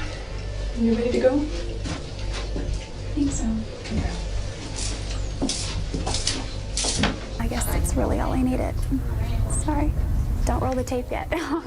Why was he a good traveling companion? Oh, he was a great traveling companion for many reasons. Traveling with Travis was kind of like traveling with your own personal comedian or serenader. Jodi not only stuck with her story about the assassination squad, she doubled down and agreed to every media request that came her way. She also stuck with a soft-spoken, sweet-natured, Jesus-loving character that wouldn't hurt spiders, let alone human beings. But she once again fails to realize this fake disposition doesn't match the situation whatsoever. If you were sitting in a squalid jail, wrongfully accused of murder, and as a result facing life in prison or even the death penalty, you wouldn't be acting like this. She's trying to come across as the innocent girl next door, but she just looks like a terrifying lunatic. To know that he was stabbed some 27 times and shot once in the left cheek, who could have done this to him? I don't know. Who do you think killed him? I have no idea. Jodi, you're pretty calm sitting here. How are you managing to stay so calm? Through my faith and through the knowledge of my own innocence. That's the only thing. I would be shaking in my boots right now if I had to answer to God for such a heinous crime. Jodi Arias killed Travis Alexander. There is no question about it. This is Jodi's defense team, and what you just saw was the very beginning of their opening statement on the first day of her trial. The date is January 2nd, 2013, exactly 4 years, 6 months, and 2 days after Travis was murdered. The $1 million question is what would have forced her to do it. They must have figured the assassination story wouldn't go down well with a jury, especially when confronted with the many steps Jodi took to get away with the murder. So the narrative has now changed for a third time, and the defense have to come up with a plausible explanation for Jodi's trail of deception. The hole she had dug herself into was exceptionally deep, and her attorneys are now crafting the rope to pull her out. Jodi did not always tell the truth about what happened that night. She was scared.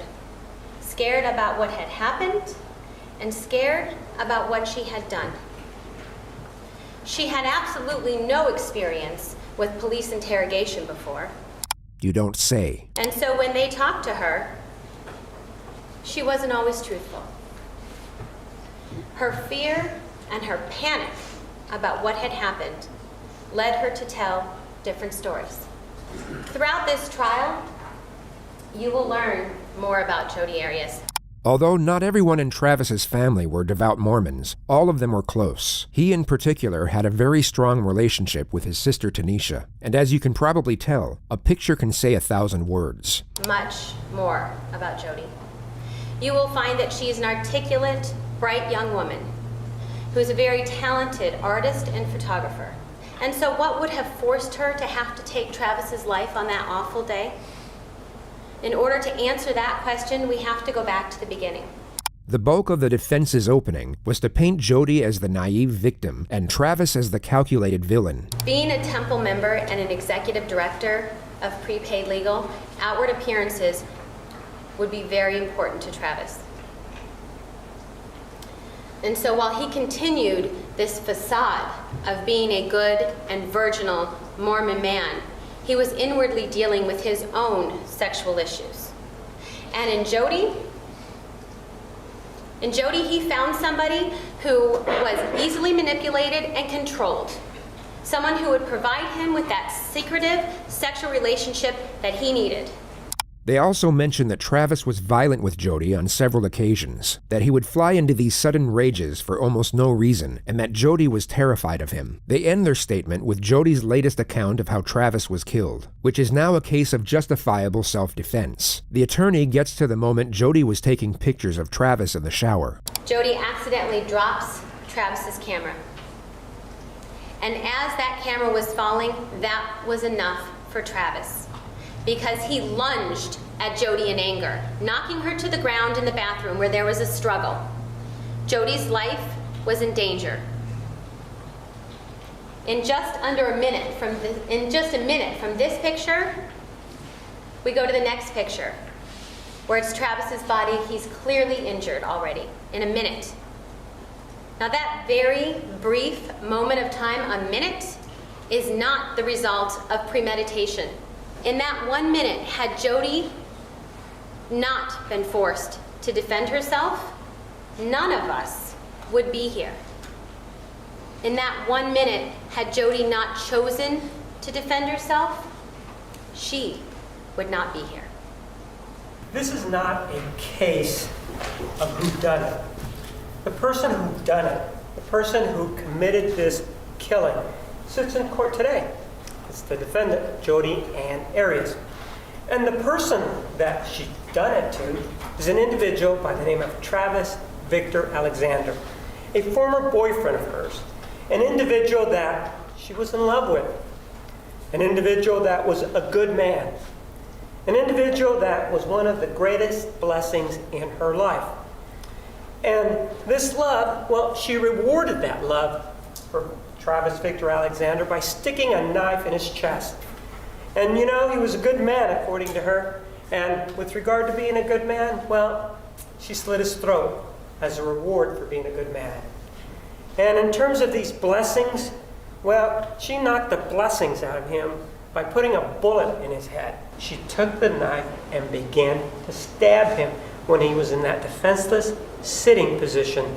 This is very important to take note of. The prosecution just referred to this. the last photograph of Travis alive. Their argument is that Jodi either asked him to sit down or at least waited for him to sit down before she began her attack. She knew Travis had to be in a disadvantaged position before she commenced her assault, and the prosecution's argument is that it was at this moment when Travis received a stab wound to the heart. He would have then began to rapidly lose consciousness from that point forward. He attempted to protect himself and escape, but he was soon overwhelmed by his attacker due to the rapid blood loss. The pool of blood outside his bathroom reinforces the argument that his throat was cut after the stabbings, and a coroner's report, which will be revealed in more detail later on, concludes that Travis was in all likelihood shot in the head last. Jodi's version, on the other hand, has to be that Travis was shot first. The reason for this will also be explained later on. And began and stuck the knife in his chest. He struggled. He grabbed the knife. And when he grabbed the knife, of course that resulted in more blood. I pushed the girl who was there, and I was able to get the better of her, and I was about to run out, get out and go get some help. Except that I was then confronted by the guy. This guy started looking through my purse. And lo and behold, in my purse, believe it or not, I happen to have my car registration that shows my address, because that's what I carry around. So they knew, they being this guy, knew exactly where I lived. And he said to me, well, if you tell what happened here, the same thing's going to happen to your family. There's a different story now. Now, it's not that she wasn't there. Now, it's not that it's two people with whatever variation she may have provided to these national shows. Now, she admits it. It was her. She's the person who actually did this.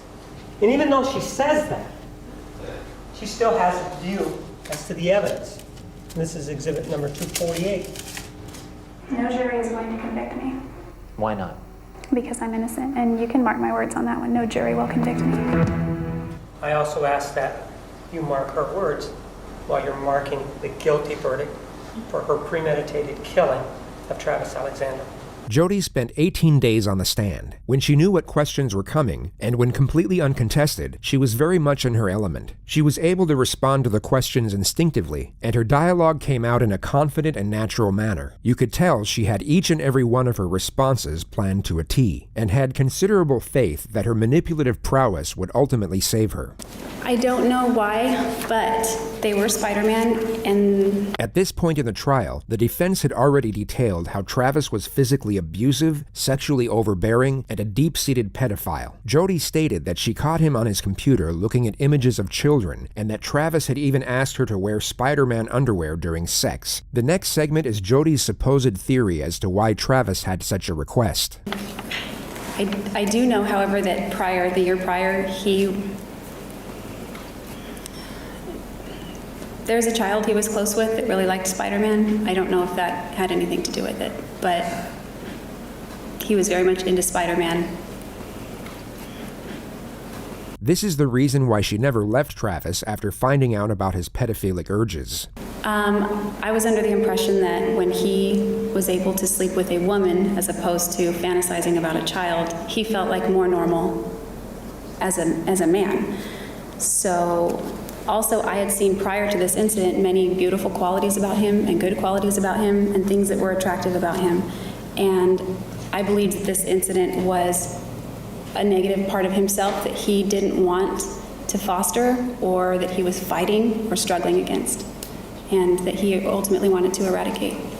So just to clarify what she actually said, her understanding and support of nature was the reason she stayed in a relationship with an unashamed pedophile. She kept it a complete secret, hoping he would change, all the while he was being physically and emotionally abusive on a regular basis. She's tearing down his character, but trying to do so in a subtle manner. She gives off the impression that she's holding back on his detraction to preserve some of his reputation, when she's actually trying to destroy it as much as she possibly can. This is Jodi's version of events that led up to the killing in her own words. It's important to note that when you rehearse something in your head repeatedly, it can be as though it actually happened. And as we know, Jodi had nothing but time on her hands for the last 4.5 years. The clip will begin at the moment she dropped Travis's camera. It slipped. It was kind of like, the best I could describe it, like when you go to catch a football, but it bounces and you kind of fumble it a little, because it didn't slip and just drop. It slipped, and I tried to catch it, and it kind of bounced a little and then fell on the ground and bounced and rolled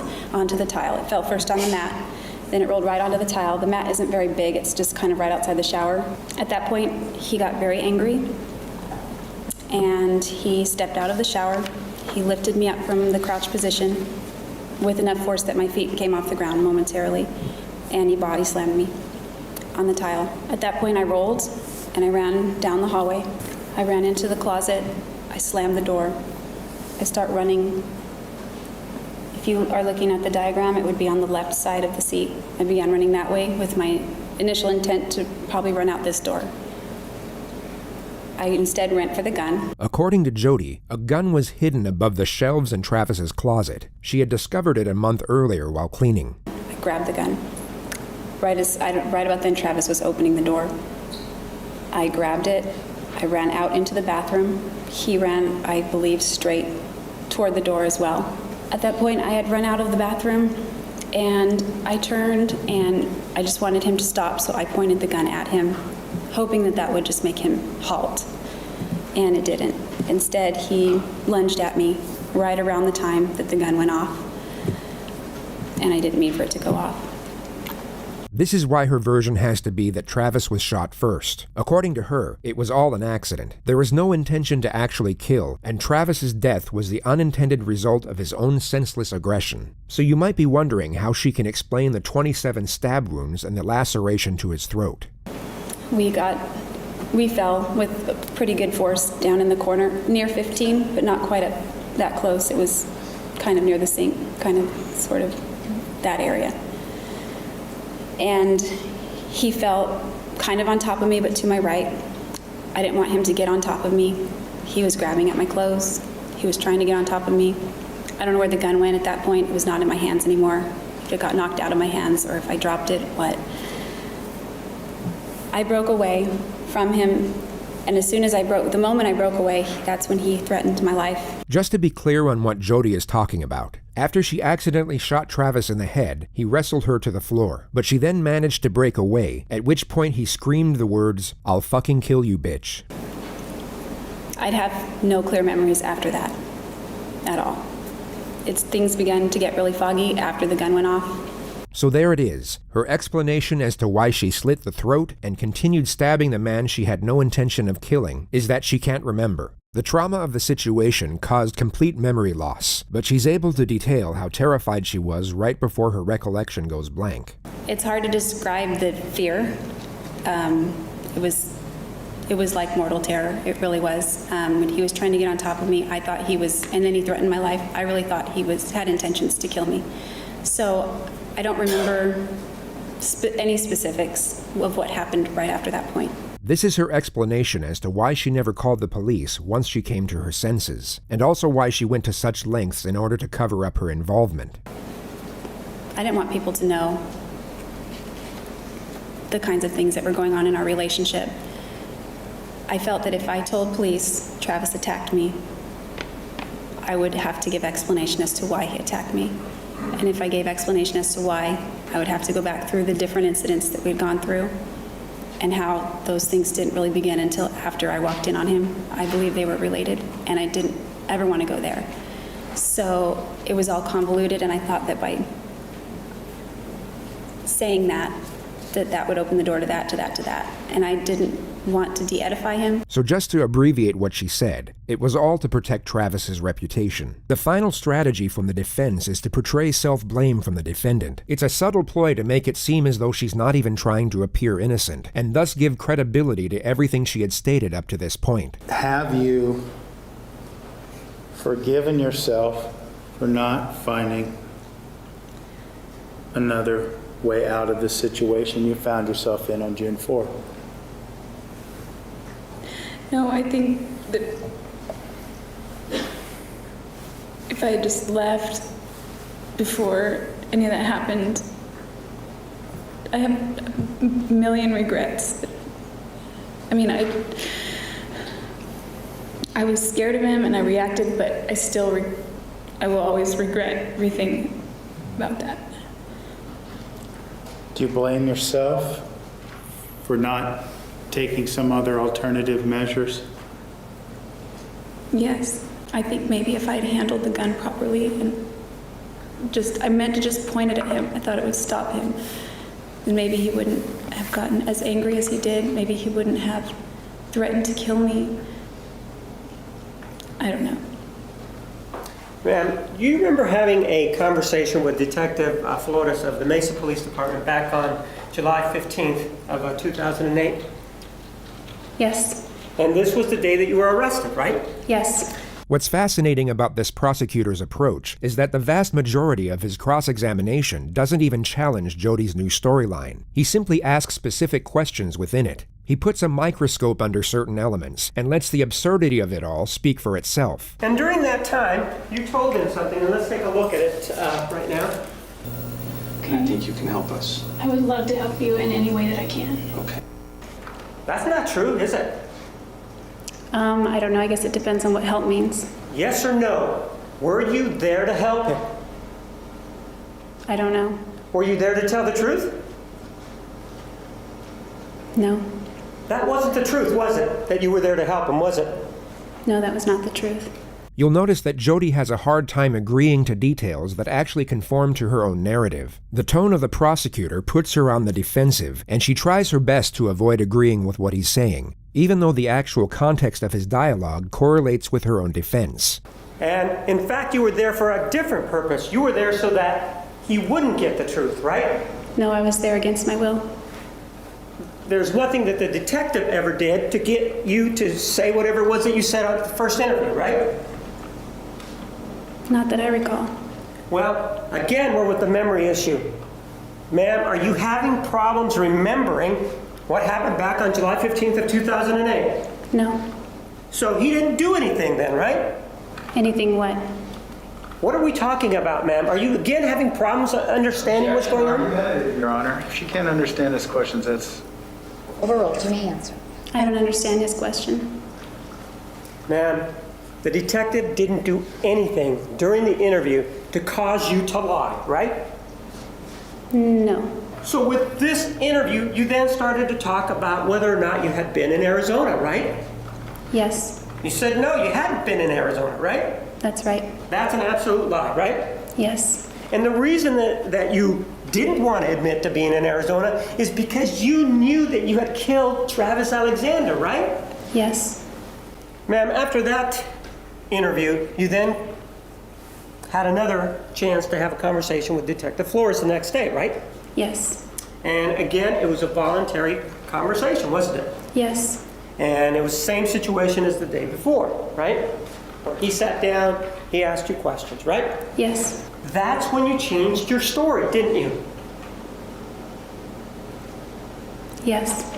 Because you did not want any consequences with regard to the killing of Travis Alexander, right?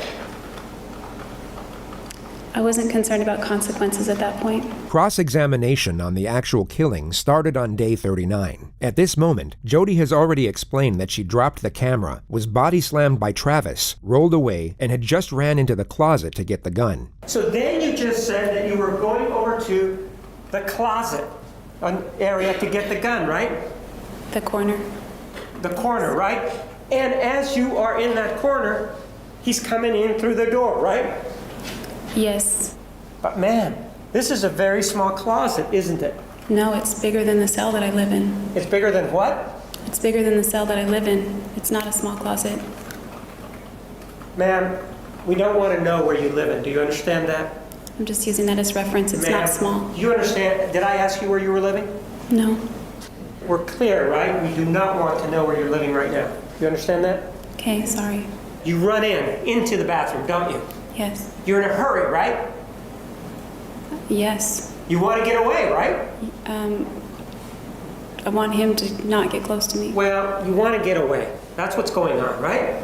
I want him to not get near me. That's what's going on. And so what you do then is, according to you, is you then go in here and then you pivot, right? Or turn around. Yes.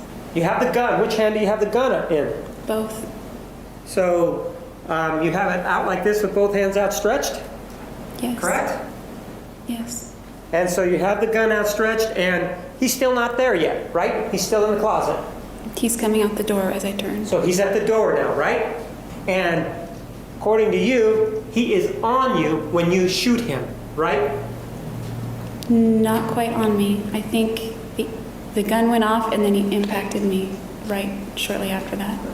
And in fact, according to your testimony on direct, he falls on top of you, right? He lunges at me like a linebacker. Jodi used this linebacker analogy a number of times throughout the trial. The prosecutor now asks her to give a visual example. It appeared to have no real tactical purpose, but it was certainly a welcome and somewhat comical distraction for the viewers at home amid the graphic testimony. As he was No, running... just show me. That's what I'm asking you to do, not talk. Show me. Show me the linebacker pose. He got down and... Well, show me the linebacker pose. That's what I'm asking for you to do. Okay. He went like that, and he turned his head and grabbed my waist. Just like that, correct? Pretty much. And he grabbed your waist, right? I can't say it's just like that, but that's what I remember. Well, no, just I want, without talking, just show me the pose. He got down like that. Like that? Yeah. All right, go ahead and have a seat then. After he came at you, ma'am, and that happened, did you go down? We both went down. And he's still not dead, right? Definitely not. He's very angry. He's very angry, and this is seconds afterwards, right? Yes. Is he on all fours now? He's on the side of me, grabbing at my clothes and grabbing at me. What happens then? I break away from him, and he screams out, "Fucking kill you, bitch." And then what do you do? I don't really remember. I just remember... I don't remember anything at that point, so I would be speculating. So you don't remember a single solitary thing after that, right?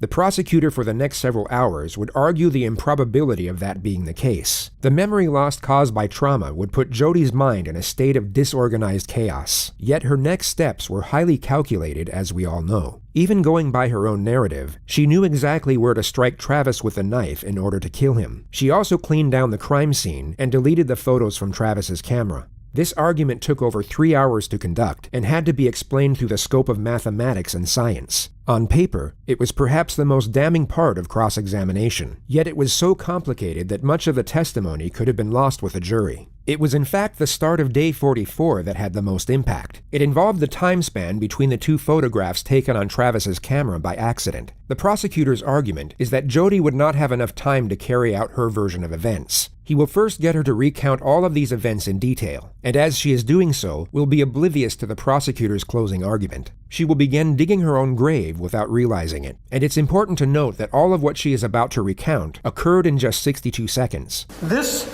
Exhibit 161 is when the camera, according to you, actually hit the ground, right? I don't know if it's hitting the ground as that photo was taken or not. So you don't know how this photograph was taken then, right? It could have been when I was trying to catch it. I don't know. At some point, the camera hits the ground, right? Yes. That's what you told the jury, right? It hits the mat, yes, and rolls to the top. Ma'am, yes or no? Didn't you tell the jury that the camera hit the ground near the shower? Yes or no? No. I said it landed on the mat. Is that near the shower? Yes. Is the mat on the floor near the shower? Yes. And the camera hitting the mat, would that be near the shower? Yes. And you then said that Mr. Alexander became very upset, right? Yes. And that's what started this whole thing out, because he sort of stepped out of the shower and then came after you, right? He picked me up. That's coming after you, isn't it? And according to you, those movements culminated or continued when he grabbed you and put you down on the ground, right? Yes. And as a result of that, you said that you bumped your head or hit your head, right? Yes. And maybe it knocked the wind out of you, right? Yes. And that you were in fear at that point, right? Yes, very much. And you were able to fight him off so that you could get away, right? I rolled. You roll away and you begin to run down the hallway, right? Yes. And then you went into the closet, right? Correct. According to you, that's where you went and obtained the gun, right? Yes. When you went into the bathroom, you were able to turn around, if you will, and now you had the gun in your hands, right? That's what you told us, right? Yes. And that's when he was coming at you in this linebacker pose, right? Around that time, yes. And that's when you shot him in the face, right? Yeah, that's when the gun went off. So then, according to you, he fell on top of you, right? It was kind of on top, but maybe more to the right. I don't know, it wasn't directly on top of me. I was trying to prevent him from getting on top of me. And that's when the memory issue started, correct? Right? I'd say that. Actually, man, the way you describe that, it's impossible for the killing to have happened in that manner, isn't it? Objection, argumentative. No, that's just according to you. You'll notice that Jodi evades the majority of the questions in this next segment. She starts to realize the argument put forward is making complete sense, and will at all costs avoid saying yes to most of the points laid out for her. It's as though she knows a fundamental part of her storyline is about to be exposed. We know that there's some action that is going on at 5:31:14, right? Something's going on, right? Yes.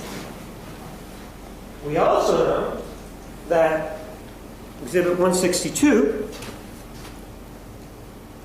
is 5:32:16, which is a minute and 2 seconds later, correct? Correct. So you've now shot him. You've told us that the fog is rolling in and that you have no memory. You still don't know where the knife is, do you? I don't remember a lot from that period. It could be... Right, but you told us before that period even that you didn't know where the knife was. Do you remember just telling me that? Today, as I sit here, I don't remember where the knife was. On June 4th, I might have remembered where it was. Do you remember in cross-examination that I asked you if you knew where the knife was on June 4th? And you said, no, I don't remember where the knife was. And so as you shot Mr. Alexander, you by necessity then have to go look for the knife, don't you? I don't know the answer to that. Well, you didn't have the knife in your hand when you shot him. Did you? Sustained. Did you have the knife in your hand when you shot him? Objection, argumentative. It's the same question. Overruled. No, I did not. So that means that if you didn't have the knife in your hand, you needed to go get it from somewhere, right? I guess. I don't know. No. There's no guessing here now. If you didn't have it in your hand and you just shot him and you rolled away, right? Objection, argumentative. Sustained. You do then agree that if you didn't know where the knife was and Mr. Alexander didn't have it, it would take time for you to go find that knife, wouldn't it? Objection, argumentative. Overruled. I don't know. I don't know where the knife was. Right. Since you didn't know where the knife was, it would take time to go find it, irrespective of where it was, wouldn't it? I guess under that theory. Sure, under that theory. It would take time, right? Yeah, I guess. And what you're telling us, under your scenario, is that in 62 seconds, you get body slammed, you do whatever you do, but you get away, you run down the hallway, you go in the closet, you grab a gun, you back up, you shoot Mr. Alexander, he goes down, he's still pawing at you and saying, fucking kill you, bitch. And then, after you're able to get away, you go get the knife, and he ends up at the end of the hallway, all in 62 seconds. That's what you're telling us? No, that's not what I'm saying. And he didn't say fucking kill you bitch till I got away. And Pardon? He didn't say fucking kill you bitch until after I got away. You said he said it before I broke away, but he said it right as I broke away. She just created a non-argument for the purpose of deflecting from the primary contention. Whether or not Travis said those words before or after she broke away has no bearing whatsoever on the prosecutor's assertion, which he now reiterates. And then you had to go get the knife for everything to occur so that we got here. I don't know what's all the particulars of what's going on in that picture, so I can't even say if that's true or not. You might be thinking Jodi has an argument here, that perhaps Travis was only shot and not stabbed. This would have given reason for the blood, and contend that Jodi wouldn't have had to go looking for the knife. But the medical examiner found little to no bleeding at the site of the bullet track. The probable reason for this is that Travis was already dead. But there are also medical phenomena that could still prove Jodi's narrative to be true. What she can't prove, however, is that this blood came from the gunshot. You say that he gets shot, right? That's correct. Goes down, and you describe for us that he's pawing at you, and then you're able to sort of stand up, fucking kill you, bitch, and then the fog rolls in, right? No, then I have no memory. The fog was already there. The fog was already there. And did you or did you not have the knife with you? I did not. And you obtained it at some other point when you can't tell us, right? It would appear that way, yes. You say it would appear that way. Let's be clear, there wasn't anybody else there, right? That's correct. And you did stand up at some point. You remember telling us that, right? I believe I did. And when you stood up, he was still on the ground, right? I don't recall looking back. Pardon? I don't recall looking back.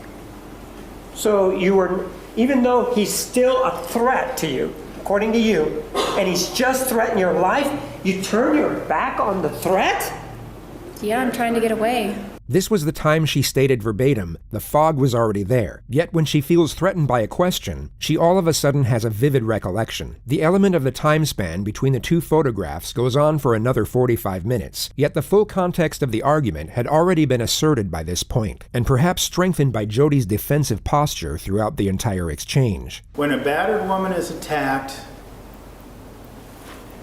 and they're defending their life, they don't know when to stop.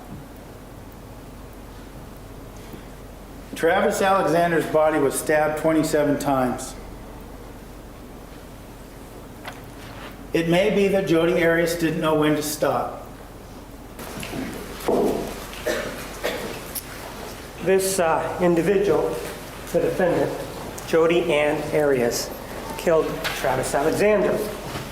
And even after stabbing him over and over again, and even after slashing his throat from ear to ear, and then even after taking a gun and shooting him in the face, she will not let him rest in peace.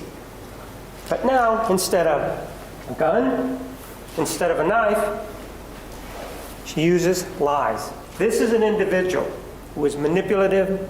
This is an individual who will stop at nothing and will continue to be manipulative and will lie at every turn and at every occasion that she has. Everything in this case points to the fact that it did not happen. There are no medical reports, there are no friends, there is no one that can come in and say anything about that. There are no medical records, there is absolutely nothing. There is a direct strike to his neck, which is an indication of somebody who is thinking, this person's not going to live. He may get away from me in the shower. He may get away from me all the way to the sink. And he may stumble his way down that hallway. But you know, I caught him. And now, rather than stabbing him anywhere else, right here. So it's a very well orchestrated kill. The other thing that she did is that she created a lie that really involves behavior that is a hot button kind of topic. How horrific it is to be accused falsely of being a pedophile. He's not here. He's not here to say, no, that's not true. And so Snake goes to the computer and doesn't find anything there. Oh, no, I changed my mind. It was actually images. First of all, her journal indicates that there wasn't such an event. Second of all, the text messages also indicate the same thing. And what human being, if that is the allegation, if they really are caring, what human being doesn't go to the police and say, or somebody else, this person is a pedophile? What she does, well, it's the new approach It's the new approach to pedophilia. What does she do? Well, let's jump in the sack. That's what we're going to do. The State of Arizona versus Jodi Ann Arias, verdict, count 1. We, the jury, duly impaneled and sworn, in the above entitled action, upon our oaths, do find the defendant as to count 1, first-degree murder, guilty. 5 jurors find premeditated, 0 find felony murder, 7 find both premeditated and felony. Just a couple of minutes ago, you heard the verdict from the jury. What are your thoughts? I think I just went blank. Just, I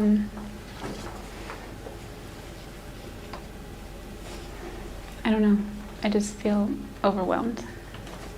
I think I just need to take it a day at a time.